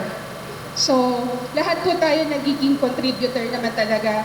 Pag minsan po, isa rin doon yung convenience po, di ba? Alangan namang, nung una po talagang, sige, pet bottles, kasi syempre nauuhaw ka nga naman, talagang bibili ka po. So, kumbaga lahat po tayo in a way, ay nakakapag-contribute sa paggamit ng single-use plastics. So, ang tayong kalikasan po, ang idea po niyan, pag naging local chapter po, o di ba meron na siyang daladalang pagkain. Pag ang isang munisipyo, ang isang organisasyon, ang isang opisina ay nakipag-tie up po sa amin at nailunsad po namin bilang local chapter, ibig sabihin po nun, sila ay sumusunod sa alituntunin ng no to single-use plastics. Kung si PNP Mimaropa ay TAC local chapter na, ibig sabihin sa lahat ng mga events nila, lahat ng mga katauhan nila, hindi gumagamit ng single-use plastics. Kaya i-push nyo po na mabigyan kayo ng tumbler ni PD Melchor sa Christmas. So, simula po ng mailansad po tayo ang kalikasan sa Mimaropa, nakapag-tie up na po or na-establish na natin bilang TAC local chapter ang munisipyo ng El Nido sa kaliwa po. Tapos noong 2019 naman po ay sa Puerto Galera. Ibig sabihin po nito, meron sila po mga naipasa na ordinansa ordinansa talaga na nagbabawal sa paggamit ng single-use plastics. Ang Apo Reef Natural Park po, sino na po ba nakapunta sa Apo Reef? Sa Sablayan? Wala pa. So kung kayo po ay nagpaplano, meron na po kaming notification sa inyo na bawal po din doon ang magdala ng single-use plastics. At noong 2020 po, bago ang statement or pronouncement ng ECQ ng pandemic, nakapag-tie up na rin po tayo sa San Jose, Occidental Mindoro, ng local chapter ng Tayong Kalikasan. So sila din po ay nagpapatupad na bawal na ang mga single use.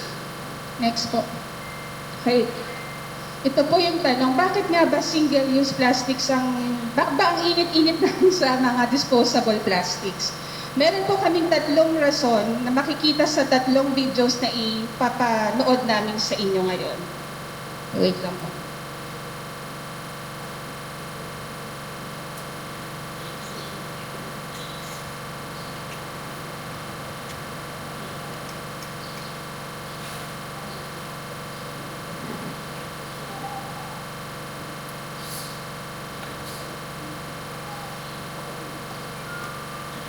Wala pa po kaming local chapter na nai-establish dito po sa bayan ng Marinduque na kalikasan. Pero sa tulong po siguro ng iba nating mga kasamahan, may we also acknowledge po ang ating pong ENR Ambassador, JM.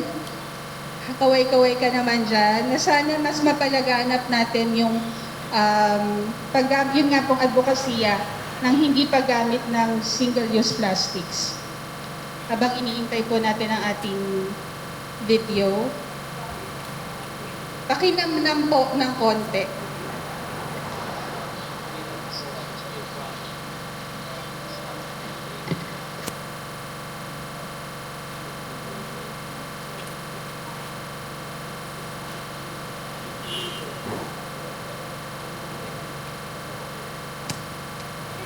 Uy, marunong ka na magsukat. Marunong ka na. Sa atin pong IT, meron po ba kaming pwedeng mahinga ng tulong sa pag-ayos ng audio?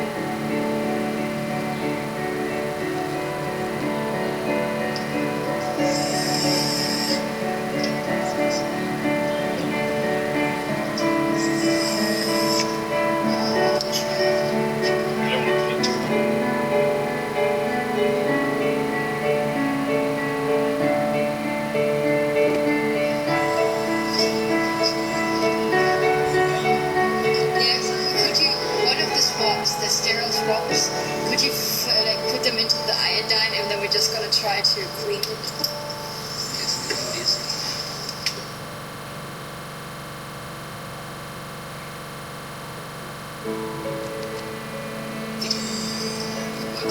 Sì, io io non potevo dai plastici. Higpit.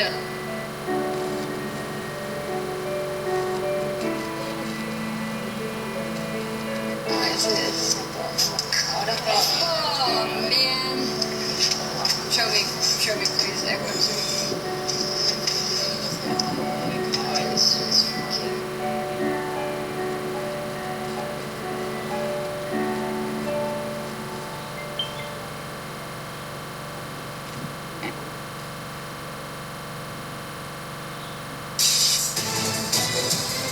Kulang ang linamnam ng mga pagkain kung walang asin. Pero paano kung ang asin kontaminado ng plastic? Ang mga basurang plastic sa dagat nagkakapira-piraso ng sobrang liit. Microplastics ang tawag dito. At hindi raw imposibleng mapunta sa pagkaing hango sa dagat tulad ng asin. Pinasuri ng programang Born to be Wild sa isang eksperto ang ilang sample ng asin na binibenta sa palengke. Na-discover natin na yung 4 na samples natin ay positibo sa microplastic. We should interpret with caution yung mga resulta natin kasi kailangan pa natin ma-verify. As to the exact identity, yun yung kailangan pa natin malaman. So, nagpapakita ito na talagang kailangan natin pag-ibayuhin pa yung pangangalaga sa ating kapaligiran. Ayon kay Health Undersecretary Hermenegildo do Valle, malaki ang posibilidad na kontaminado na ng plastic ang ating asin. Kasi uminom tayo tubig eh. Gumagamit tayo ng salt. So, talaga pumunta sa katawan natin. Ngayon, may mga microplastic sa hangin. You could also inhale it. Sa isang pag-aaral sa China noong 2015, nakitang higit na mas mataas ang level ng microplastics sa asin galing sa dagat kumpara sa ibang sources. Sa isa namang pagsusuri noong 2017, 16 sa 17 sample ng asin ang nagpositibo sa microplastics. Mababa pa naman daw ang level at wala pang gaanong panganib sa kalusugan. Pero nagbabala ang mga mananaliksik na maaari itong tumaas sa paglipas ng panahon dahil sa patuloy na paggamit at pagtatapon ng mga plastic. Ayon sa United Nations Environment Program, kalahati ng mga basurang plastic sa dagat sa buong mundo galing lang sa 5 bansa sa Asia.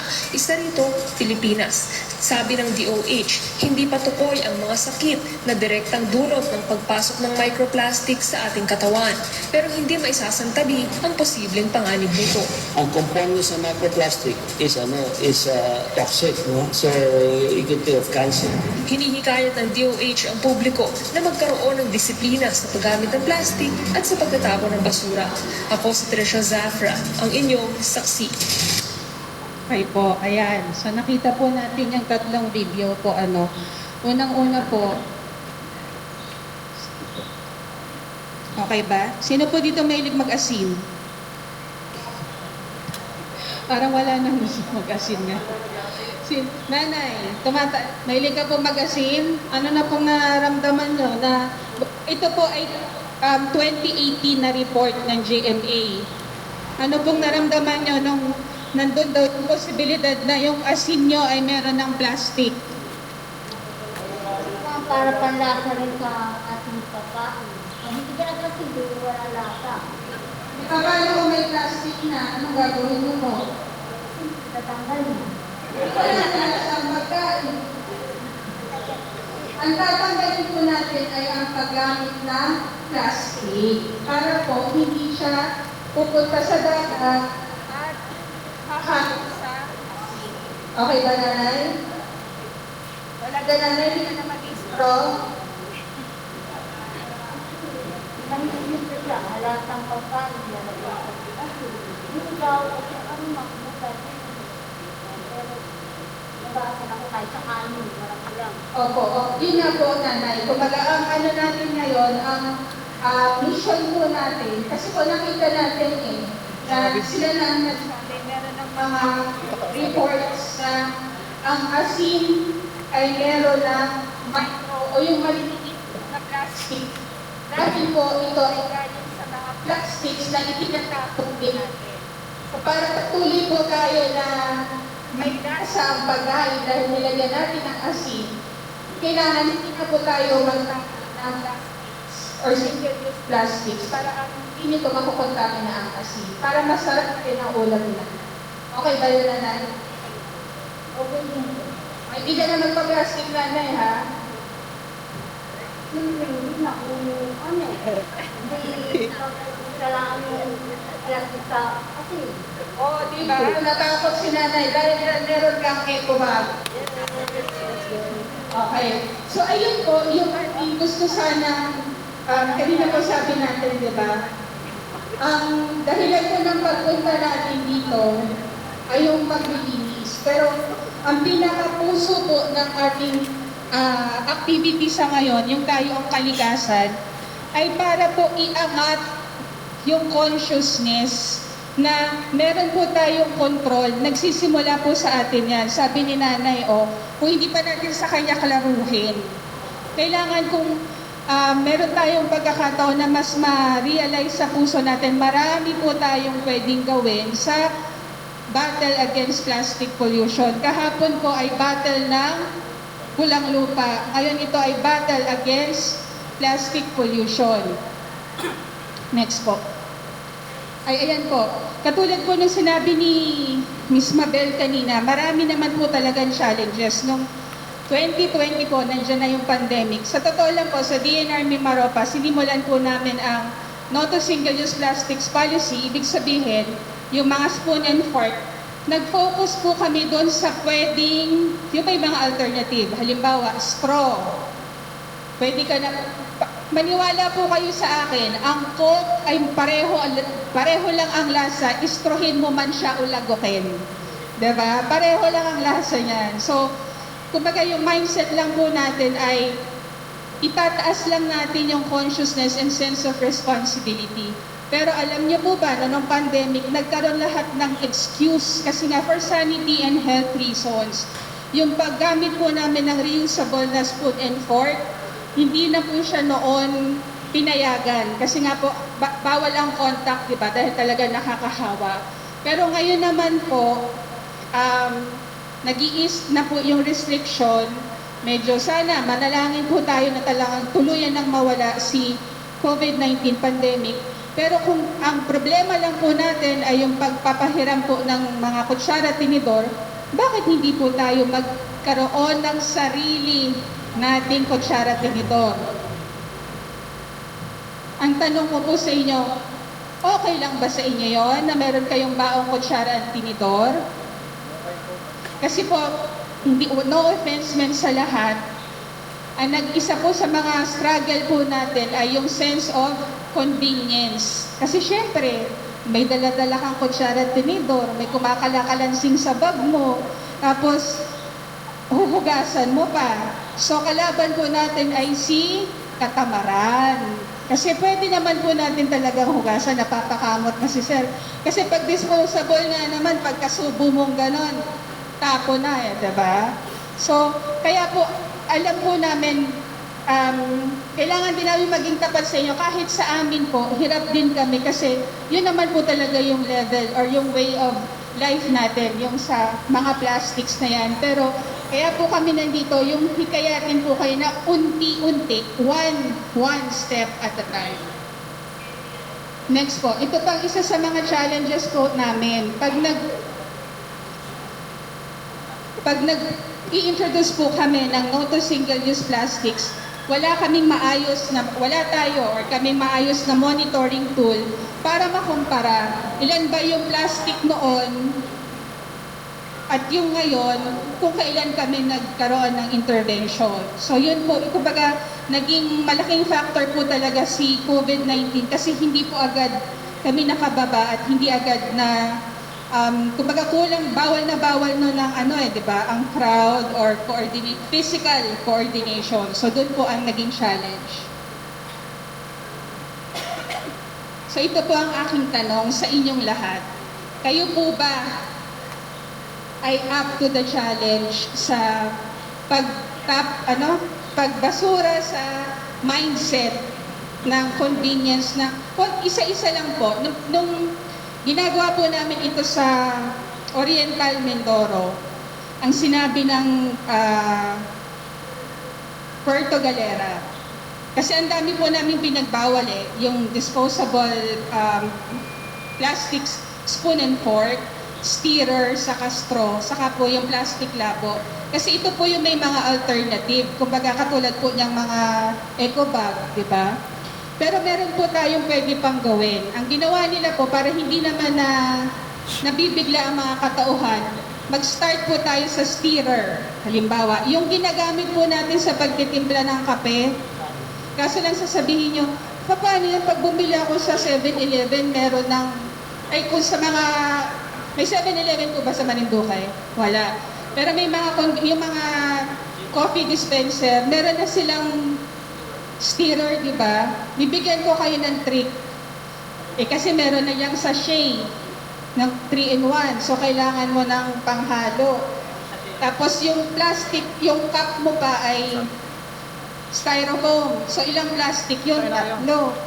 Di ba sabi kanina ni Miss Mabel, pwede naman nating bawasan. So, pwedeng yung cup mo, tapos yung sachet, ano yung ginagawa ng iba? Yun na yung pinanghahalo. So, hindi po siya madaling gawin na lahat. Walang plastic agad. Pero, yun nga po, lagi po namin sinasabi, iangat yung consciousness. Halimbawa po, bumili kayo sa, ano po bang mall dito sa, Wala po. Halimbawa sa palengke na lang po. Kung nakalimutan nyo, talagang hindi kayo nagdadala ng plastic bag, pwede po tayong magsabi ng no. Pag binigyan kayo ni aling tindera o tindero, wag daw kasi, ano daw dapat tayo, gender sensitive. Hindi po rin kasi sinabing tindera babae agad. So pag binigyan kayo ng plastic, pwede po kayo magsabing hindi na lang. Lalagay ko na kung ang bibilhin nyo lang naman ay paminta. Lalagay mo pa sa isang plastic. Bulsa mo na lang yung paminta. O, pag nakalimutan mo, anghang na dito. Diba? So, ang po natin dyan, konti-konti, katulad ni nanay, konti-konti po ang pag-isip. Marami po tayong pwedeng gawin. Hindi lang po lahat ng nandito, pero yung iangat po yung pag-iisip ng, pag ginawa ko ba to, mas mapapadami. Or katulad po dun sa kape, mabawasan man lang. Kung halimbawa pong hindi sachet, bago nyo po lagyan ng tubig, ito yung ginagawa ko pag wala na talagang choice. Lagay mo siya sa kape, konting tubig muna, saka mo siya iganon. Konti muna, tunawin mo muna, so saka ka maglagay ng tubig. At least hindi ka nakagamit ng stirrer, di ba? So may mga ganon pong options, marami po tayong pwedeng maisip. At maganda po nating isipin na yung pag-refuse o pag-say ng no, hindi ako gagamit ng plastic, ay okay lang. Yung negative po ngayon ay positive pagdating sa plastic pollution. So, paano po tayo magsasabi ng ayoko ng plastic? So, sabi nga po, magdala po tayo ng sarili nating tumbler. Meron po bang merong sariling tumbler na baon ngayon? Bukod po sa DNR. Sige si Ma'am. Okay, dahil si Ma'am ay may sariling tumbler, thank you very much po. Ano po ay, katulad po yung sinabi ni Red kanina, meron daw tayong kapasidad na mag-influence. Bawat isang tao daw po may kapasidad na mag-influence ng 10,000 tao. So, Ma'am, sana may ma-influence ka na 10,000 tao kasama na iyong mga kasamahan na magbaon ng tumbler.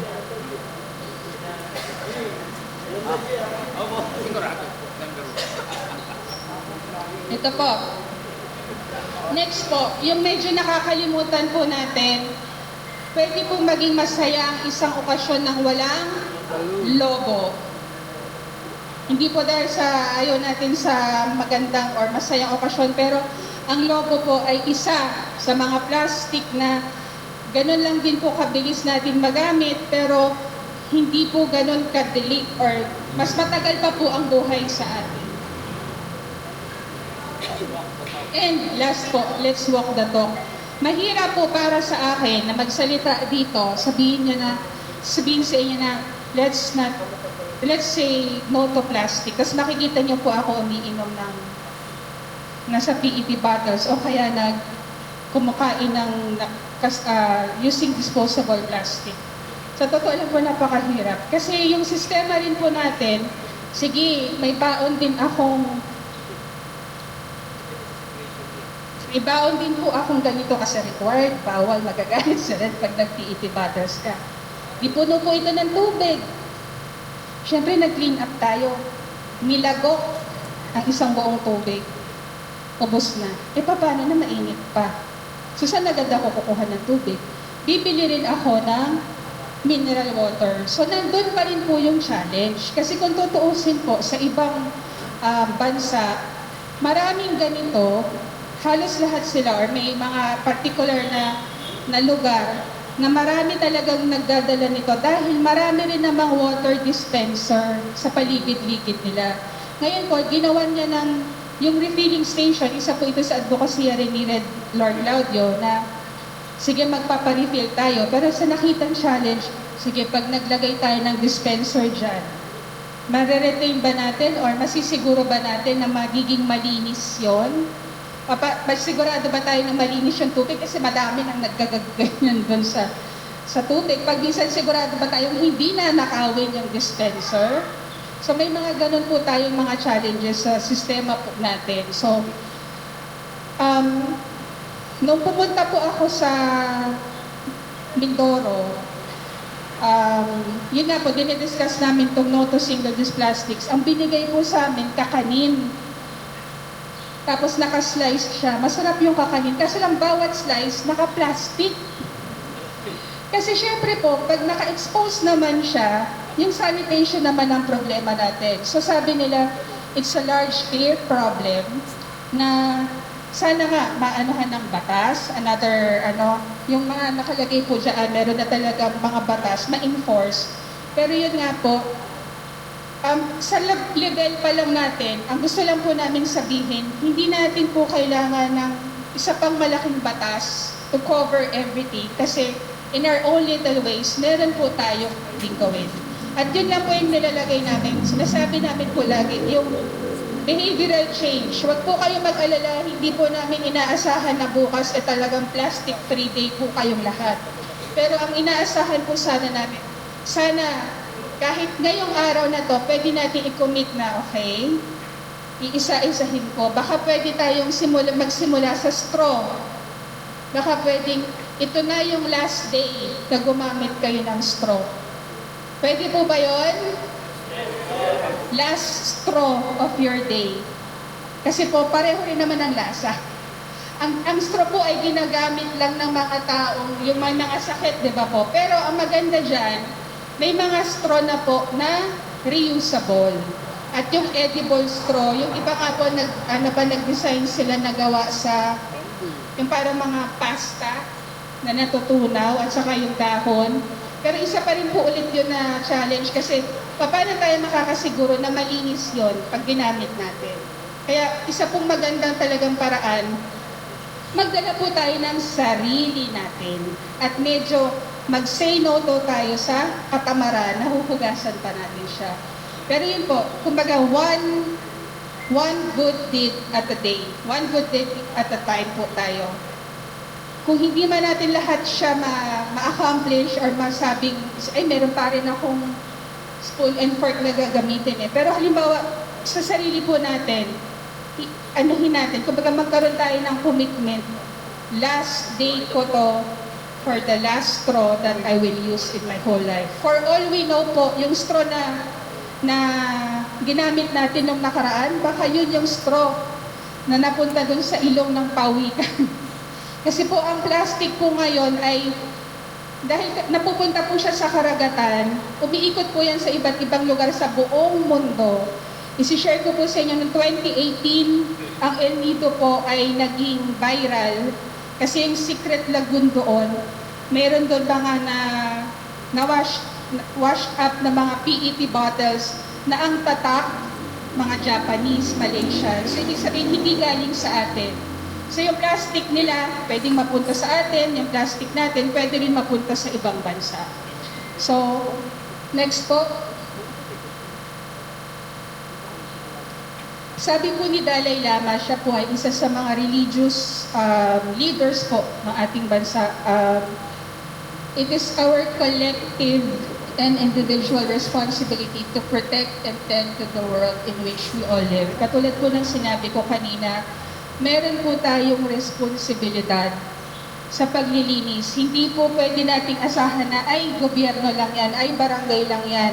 Katulad po ni nanay. Tinitake niya na yung responsibility, nanay, hindi ka na mag-ana ng plastic ha.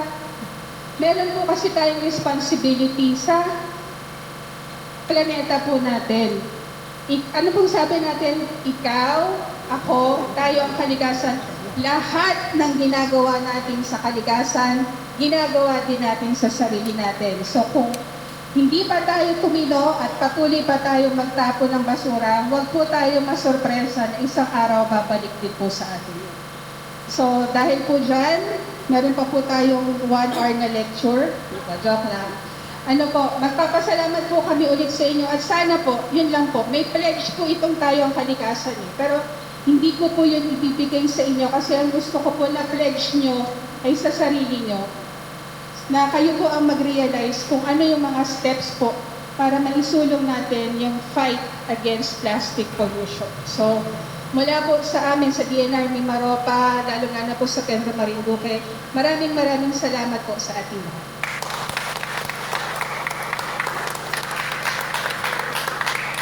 Okay, thank you po Ms. Donna sa inyong maikli at malaman po na information na naibahagi po sa ating mga kapulisan at sa taga Pedro Marinduque. Meron din po sa mga taga-barangay. So sana po may naintindihan kayo doon sa dalawang nag-lecture po. Meron po ba? Mamahina po Meron? Ayan, pwede na po kayong magtanghalian. Hindi pa po tapos.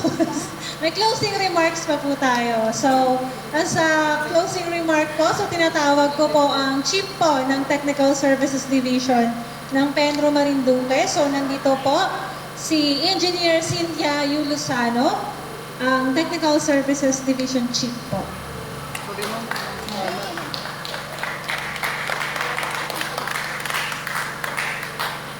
Wait lang po, malayo po ang panggagalingan niya.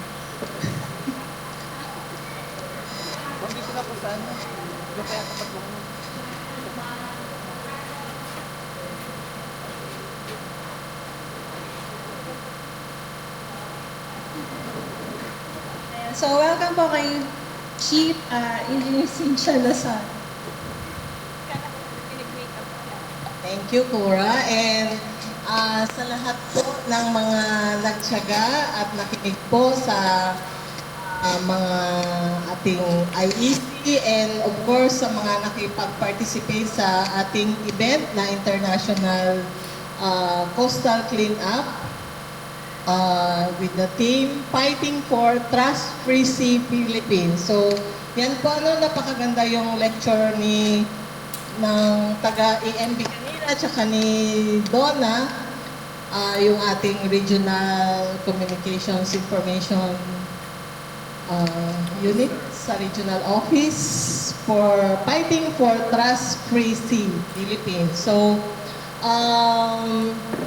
sana marami tayong napulot na aral po at mga batas po na dapat pinapatupad po natin. At ang sabi nga po ay dapat mag-uumpisa po sa atin ang commitment para sa paglilinis ng ating kapaligiran. Kasi kung ano yung di ba sinasabi nga kung ano yung tinapon mo, babalik din sa iyo. So, dapat ay we promote na po yung ating no to single use plastic. So, sa ating bahay po nag-uumpisa yung ating waste management po na sinabi po ng mga lectures po kanina.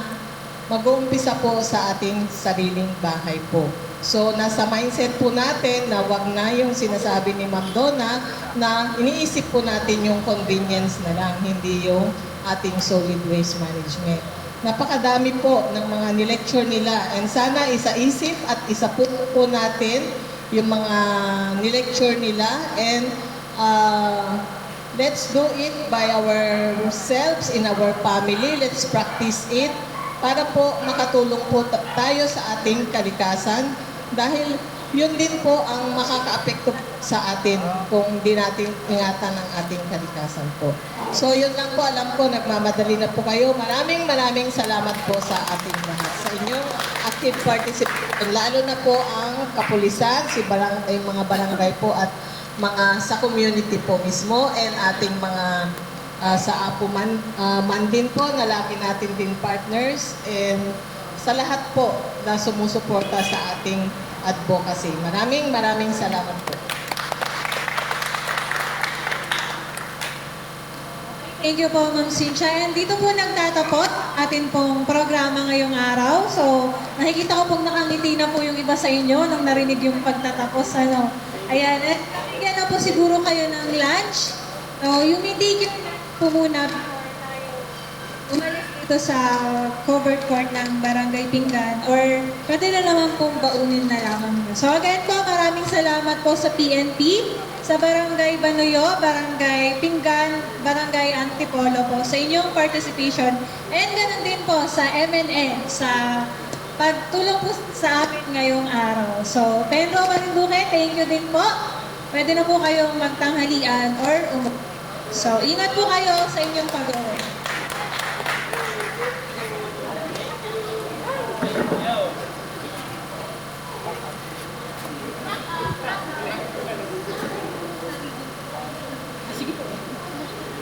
Thank you.